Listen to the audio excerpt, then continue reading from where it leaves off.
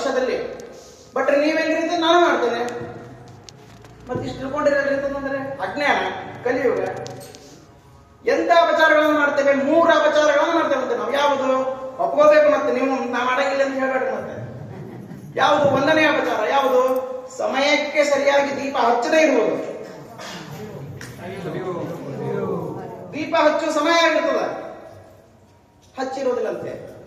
ಮನೆಯಲ್ಲಿದ್ರೆ ಹಚ್ತೇವೆ, ಎಲ್ಲಾದ್ರೂ ಹೊರಗಡೆ ಹೋದರೆ ಕೆಲಸ ಇರ್ತದೆ, ಹೊರಗಡೆ ಹೋದರೆ ಹಚ್ಚುವರೆ ಯಾರು? ಹೀಗಾಗಿ ಸಮಯಕ್ಕೆ ಸರಿಯಾಗಿ ದೀಪ ಹಚ್ಚದೇ ಇರುವುದು. 2ನೇದ್ದು, ದೀಪವನ್ನ ಹಚ್ಚಿ ಅದನ್ನ ಕಾಯ್ದುಕೊಳ್ಳದೇ ಇರುವುದು. ದೀಪ ಹಚ್ತೇವಂತೆ, ಕಿಟಕಿ ಬಾಲೆಲ್ಲವೂ ಕೂಡ ಓಪನ್ ಮಾಡ್ಬಿಡ್ತೇವಂತೆ, ಅಥವಾ ಅದರ ಮುಂದೆ ರಭಸವಾಗಿ ಹೋಗ್ಬಿಡ್ತೇವಂತೆ, ಶಾಂತ ಆಗ್ಬಿಡ್ತದೆ ಅದು 2ನೇ ಅಪಚಾರ. ಇನ್ನು 3ನೇದು ಯಾವುದು? ದೇವರಿಗೆ ಅಂತ ಹಚ್ಚಿ ಅದನ್ನು ಸ್ವಂತಕ್ಕೆ ಉಪಯೋಗ ಮಾಡ್ಕೊಳ್ಳೋದು. ಹಿಂದಕ್ಕೆಲ್ಲ ಕರೆಂಟ್ ಹೋಗ್ತಿದ್ವಂತೆ, ಗಟ್ಟಿ ಬಿಡಿ ಸಿಗ್ಲಿಲ್ಲ ಅಂದ್ರೆ ಏನ್ ಮಾಡ್ತಿದ್ವಿ? ದೇವರದ್ದು ಕುತೂಹ ತಗೊಂಡ್ಬರ್ತಿದ್ವಂತೆ, ಅಥವಾ ಅದನ್ನ ತಗೊಂಡ್ಬಂದ್ಬಿಡ್ತಿದ್ವಿ. ಹೀಗಾಗಿ ವರ್ಷ ಪೂರ್ತಿಯಲ್ಲಿ ಮಾಡಿದ ಅಪಚಾರಗಳನ್ನ ದೋಷ ಕಳೀಲಿಕ್ಕೆ ಏನ್ ಮಾಡಬೇಕು? ಕಾರ್ತಿಕ ಮಾಸದಲ್ಲಿ ದೇವರ ಮುಂದೆ 1 ದೀಪ ಹಚ್ಚಿಬಿಟ್ರೆ ಸಾಕತ್ತೆ, ವರ್ಷ ಪೂರ್ತಿಯಲ್ಲಿ ಮಾಡಿದ ದೋಷ ಎಲ್ಲವೂ ಕೂಡ ನಿವಾರಣೆ ಆಗ್ತದಂತ. ಹೀಗಾಗಿ ಅದಕ್ಕೆ ದಾಸ ಹೇಳ್ತಾರಂತೆ, ಮೊನ್ನೆ ಹೇಳಿದ್ರು, ಎಲ್ಲರೂ ಪಕ್ಷ ಮಾಸ ಮುಗಿಯಿತು, ಎಲ್ಲರೂ ಕೂಡ ತಮ್ಮ ತಮ್ಮ ಪಿತೃಗಳಿಗೆ ಸ್ಮರಣೆ ಮಾಡಿ ಅವರಿಗೆ ಒಂದು ತೃಪ್ತಿಪಡಿಸಿ ಬಂದಿದ್ದೀರಿ. ಹೌದಿಲ್ಲ? ದಾಸರು ಹೇಳ್ತಾರಂತೆ, ಪಕ್ಷವಾದ ಮೇಲೆ ಪಿಂಡ ಪ್ರದಾನ ಮಾಡಿರ್ತೀರಿ, ಪಕ್ಷವಾದ ಮೇಲೆ ಪಿಂಡ ಕಾಗೆಯ ಪಾಲು ಅಂತೆ. ಪಿಂಡ ಇಟ್ಟಿರ್ತೀರಲ್ಲ, ಅದು ಕಾಗೆಯ ಪಾಲು. ಕೆಳಗಡೆ ಹಾಕಿರ್ತಾರೆ ನೋಡಿ, ದರ್ಬೆ ನೀರಿನ ಪಾಲು, ಎಳ್ಳು ಮೀನಿನ ಪಾಲು, ಹೊಚ್ಚಿದಂತ ವಸ್ತ್ರ ಬ್ರಾಹ್ಮಣರ ಪಾಲು, ಪಾಪ ಪುಣ್ಯಗಳೆಲ್ಲ 2 ನಿನ್ನ ಪಾಲು. ಇದನ್ನೆಲ್ಲ ನೋಡಿ ತೆಪ್ಪಗೆ ನಗುತ್ತಿಪ್ಪ ನಮ್ಮ ಪುರಂದರ ಬಿಟ್ಟಲ್ಲ ಅಂತ ಹೇಳಂತೆ. ಹೀಗಾಗಿ ಅದಕ್ಕೆ ಭಗವಂತನಲ್ಲಿ ಇಷ್ಟು ಸೇವೆ ಮಾಡಿರ್ತೀರಿ. ಯಾಕೆ ಅಂತಂದ್ರೆ ಒಂದು ಪ್ರಶ್ನೆ ಆಗಬೇಕು, ಇದಕ್ಕೆ ಬೆಳಗ್ಗೆ ಎದ್ದ ತಕ್ಷಣ ಎಲ್ಲಾ ಸುಮಂಗಲಿಯರು, ಎಲ್ಲರೂ ಹೆಣ್ಣು ಮಕ್ಕಳು ಭಗವಂತನ ದರ್ಶನಕ್ಕೆ ಬರ್ತಾರಂತೆ. ನಾನು ಬರ್ತೇನೆ. ಎದಕ್ಕೆ ಬರ್ತಾರೆ? ಬರೋದ್ರಿಂದ ನಿಮಗೆ ಎಷ್ಟು ಪುಣ್ಯ ಬರ್ತದೋ ಇಲ್ಲ ಗೊತ್ತಿಲ್ಲ, ಆದ್ರೆ ನನಗೆ ಪುಣ್ಯ ಬರ್ತದಂತೆ. ದೇವಸ್ಥಾನಕ್ಕೆ ಬರೋರು ನೀವಾದ್ರೆ ಪುಣ್ಯ ಬರೋದರಿಗೆ ನನಗೆ. ಯಾಕೆ? ಶಾಸ್ತ್ರ ಇದೆ ಅಂತೆ. ಏನಂತ ಶಾಸ್ತ್ರ ಇದೆ? ಬೆಳಗ್ಗೆ ಎದ್ದ ತಕ್ಷಣ ನಮ್ಮ ದಿನವನ್ನ ಹೇಗೆ ಪ್ರಾರಂಭ ಮಾಡಬೇಕು ಅಂತಂದ್ರೆ, ಬೆಳಗ್ಗೆ ಎದ್ದ ತಕ್ಷಣ ಸುಮಂಗಲಿಯರ ದರ್ಶನ ಮಾಡಬೇಕಂತೆ, ಮುತ್ತೈದೆಯ ದರ್ಶನ ಮಾಡಬೇಕು. ಮುತ್ತೈದ ದರ್ಶನ ಅಂತಂದ್ರೆ ಹೇಗೆ ಹೇಳ್ತಾರಂತೆ, ಗಂಡ್ಮಕ್ಳು ಹೇಳ್ತಾರಂತೆ, ಹಂಗಂದ್ರೆ ಮುತ್ತೈದ ದರ್ಶನ ಮಾಡಂತ ಹೇಳ್ತೀರಲ್ಲ, ಬೆಳಗ್ಗೆ ಎದ್ದ ತಕ್ಷಣ ಪಕ್ಕದಲ್ಲಿ ನನ್ನ ಹೆಂಡತಿ ಇರ್ತಾಳೆ, ಆಕೆ ಮುಖ ನೋಡ್ಬಿಡ್ತೇನೆ. ಆದ್ರೆ ಈಕೆ ಏನ್ ಮಾಡಿರ್ತಾಳೆ? ಎದ್ದಿರ್ತಾಳಂತೆ, ಹೆಡ್ಫೋನ್ ಹಾಕೊಂಡು ವಾಟ್ಸ್ಆಪ್ ನೋಡ್ಕೊಂಡು ಕೂತ್ಕೊಂಡಿರ್ತಾಳೆ. ಹೌದು, ಕಲಿ ಕುದ್ದ ಬಿಟ್ಕೊಂಡಿರ್ತಾಳಂತೆ, ವಾಟ್ಸ್ಆಪ್ ನೋಡ್ಕೊಂಡು ಕೂತ್ಕೊಂಡಿರ್ತಾಳಂತೆ. ಶಾಸ್ತ್ರದಲ್ಲಿ ಬರೆದಿದ್ದಾರಂತೆ, ಅಂತ ಬರೆದಿದ್ದಾರೆ, ಬೆಳಗ್ಗೆ ಎದ್ದ ತಕ್ಷಣ ಸೀತೆಯ ದರ್ಶನವಾಗ್ಬೇಕಂತೆ, ಹಿಡಂಬಿ ದರ್ಶನ ಆಗ್ಬಾರ್ದು. ಏನು? ಸೀತೆಯ ದರ್ಶನವಾಗಬೇಕು, ಹಿಡಂಬಿ ದರ್ಶನವಾಗಬಾರ್ದು. ಅಂದ್ರೆ ಅಂತಹ ಸುಮಂಗಲಿಯರು ಅಂದ್ರೆ 5 ಮುತ್ತುಗಳನ್ನು ಧರಿಸಿರ್ಬೇಕು ಅವರು. ಸ್ನಾನವನ್ನ ಮಾಡಿ ಶುಭ್ರವಾಗಿರುವಂತ ಬಟ್ಟೆ ಧರಿಸಿ, ಕುಂಕುಮವನ್ನ ಇಟ್ಟು, ಬಳೆಯನ್ನ ತೊಟ್ಟು, ತಲೆಯ ಮೇಲೆ ಹೂವನ್ನು ಹಾಕಿಕೊಂಡು ತನ್ನ 5 ಮುತ್ತುಗಳನ್ನು ಧರಿಸಿರ್ಬೇಕಂತೆ. ಅಂತವಳ ಮುತ್ತ ಇದಾಗಿರ್ತಾವಂತೆ. ಅಂದರೆ ಅಂತವಳ ದರ್ಶನ ಮಾಡ್ಬೇಕು. ನಮ್ಮ ಹಣೆ ಬಗ್ಗೆ ಸಿಗುವುದಿಲ್ಲ. ಹೀಗಾಗಿ ಎರಡನೇ ಹಂತವಾಗಿ ಏನು? ಬ್ರಾಹ್ಮಣರ ದರ್ಶನವಾಗಬೇಕು. ಎಂತ ಬ್ರಾಹ್ಮಣರು ಇರಬೇಕು? ಮಂತ್ರವನ್ನು ಹೇಳ್ತಾ ಇರಬೇಕು. ಅವರು ಬೆಳಗ್ಗೆ ಎದ್ದ ತಕ್ಷಣ ಅವರ ಮುಖ ನೋಡಬೇಕು, ಮಂತ್ರವನ್ನು ಹೇಳ್ತಾ ಇರಬೇಕು. ಸಿಗ್ತಾರ?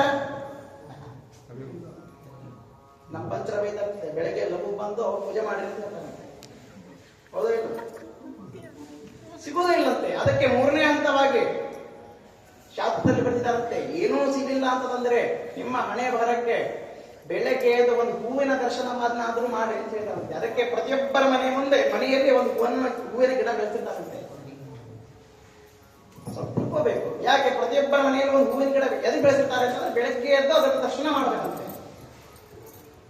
ಎಲ್ಲವೂ ಪದ್ಧತಿಗಳು ಗೊತ್ತಿದ್ದಾವೆ, ಮಾಡ್ತೇವೆ, ಆದ್ರೆ ಎದಕ್ಕೆ ಮಾಡ್ತೇವೆ ಅನ್ನೋದು ಗೊತ್ತಿಲ್ಲ. ಹೀಗಾಗಿ ಇವೆಲ್ಲವೂ ಕೂಡ ಎದಕ್ಕೆ? ಸೇವೆ ಆದ ತಕ್ಷಣ 9 ದಿವಸ 10 ದಿವಸ ನಿರಂತರವಾಗಿ ಸೇವೆ ಮಾಡ್ತೇವೆ.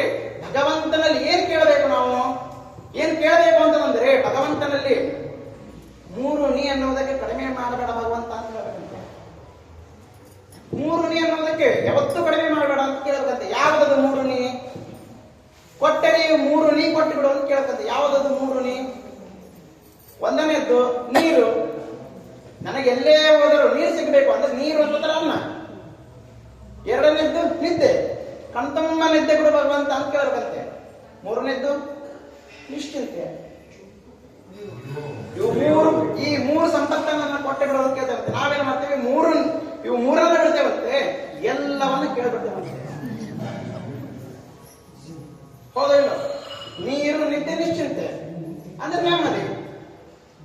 ಇವು ಮೂರನ್ನ ಬಿಡ್ತೇವಂತೆ, ಎಲ್ಲವನ್ನ ಕೇಳ್ಬಿಡ್ತೇವಂತೆ. ಇನ್ನು ನೆಮ್ಮದಿಯಿಂದ ಇರುವಂತದ್ದು ಹೆಂಗಿರ್ತೇವೆ ನಾವು? ಹೀಗಾಗಿ ಅದಕ್ಕೆ ಈಗಲಾದರೂ ನಿಶ್ಚಿಂತೆಯಿಂದ ನೆಮ್ಮದಿಯಿಂದ ಇರುವವರು ಕಲಿಯುಗದಲ್ಲಿ ಭೂಮಿಯಲ್ಲಿ 3 ಜನ ಅಂತೆ. ಮತ್ 4ನೇದವ್ರು ಹುಡುಕಿದ್ರು ಸಿಗುವುದಿಲ್ಲ. ಯಾರವರು? ಒಂದನೇ ಇದ್ದವರು ಯಾರು? ಈಗ ತಾನೇ ಹುಟ್ಟಿದ ಮಕ್ಕಳಂತೆ. ಅವರು ನಿಶ್ಚಿಂತೆಯಿಂದ ನೆಮ್ಮದಿಯಿಂದ ಇರ್ತಾರಂತವ್ರು. ಪ್ರಪಂಚದ ಅರಿವೇ ಇರುವುದಿಲ್ಲ. ಇನ್ನು 2ನೇದವರು ಯಾರು? ಹುಚ್ಚಾಸ್ಪತ್ರೆಯಲ್ಲಿ ಹುಚ್ಚಿರ್ತಾರೆ ಗೊತ್ತಾ? ಅವರು ಕೂಡ ನೆಮ್ಮದಿಯಿಂದ ಇರ್ತಾರಂತೆ. ಇನ್ನು 3ನೇದವರು ಯಾರು? ನಿಮ್ಮಂತ ಮಹಾತ್ಮರು ಮನಸ್ಸನ್ನ ಭಗವಂತನಲ್ಲಿ ಇಟ್ಟವರು. ಬೆಳಗ್ಗೆ ಎದ್ದ ತಕ್ಷಣ ದೇವರ ದರ್ಶನ ಮಾಡಬೇಕು, ದೇವರ ನಾಮಸ್ಮರಣೆ ಮಾಡಬೇಕು, ದೇವರ ಪೂಜೆ ಮಾಡಬೇಕು ಅಂತೇಳಿ ನಿಮ್ಮಂತ ಮಹಾತ್ಮರಿರ್ತಿಲ್ಲ, ನೀವು ನಿಮ್ಮಂತವ್ರು ನೆಮ್ಮದಿಯಿಂದ ಇರ್ತಾರಂತೆ. ಹೀಗಾಗಿ ನಾವೇನ್ ಮಾಡ್ತೇವೆ? ನೀ ಅನ್ನೋದು ಬಿಡ್ತೇವಂತೆ, ನಾನು ಅನ್ನೋದು ಶುರು ಮಾಡ್ತೇವಂತೆ. ನಾವು ಯಾವಾಗ ನಾನು ಅನ್ನೋದು ಬರ್ತದ ಭಗವಂತ ಇರೋದಿಲ್ಲಂತೆ.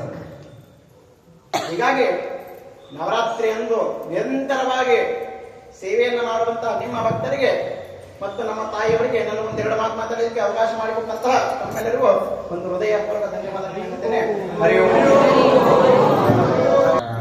5ನೇ ವರ್ಷದಲ್ಲಿ ನಾವು ಇಲ್ಲಿ ಬಾಕಳಿಗೆಯಲ್ಲಿ ಬಂದರೂ ಕೂಡ ಸಾರ್ಥಕ ಆಗ್ತಾ ಇದೆ.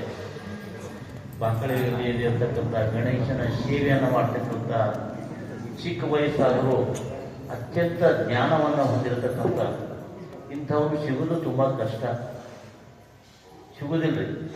ಎಲ್ಲರೂ ಹಣದಾಸೆಗಾಗಿ ಸಾವಿರಾರು ಜಾತಕಗಳನ್ನು ನೋಡಿ ಪರೀಕ್ಷೆ ಮಾಡಿ ಯಾವುದಾದ್ರೂ ಒಂದು ಪೂಜೆ ಮಾಡೋಕ್ಕೆ ಹೇಳಿ ಆ ಪೂಜೆಗಳಿಂದ ಅವರಿಗೆ ಹೋಮ ಹವನಾದಿಗಳಿಂದ ದಕ್ಷಿಣೆ ಬಂದರೆ ಸಾಕು, ಅವ್ರ ಮನೆ ನಡೀಬೇಕಲ್ಲ.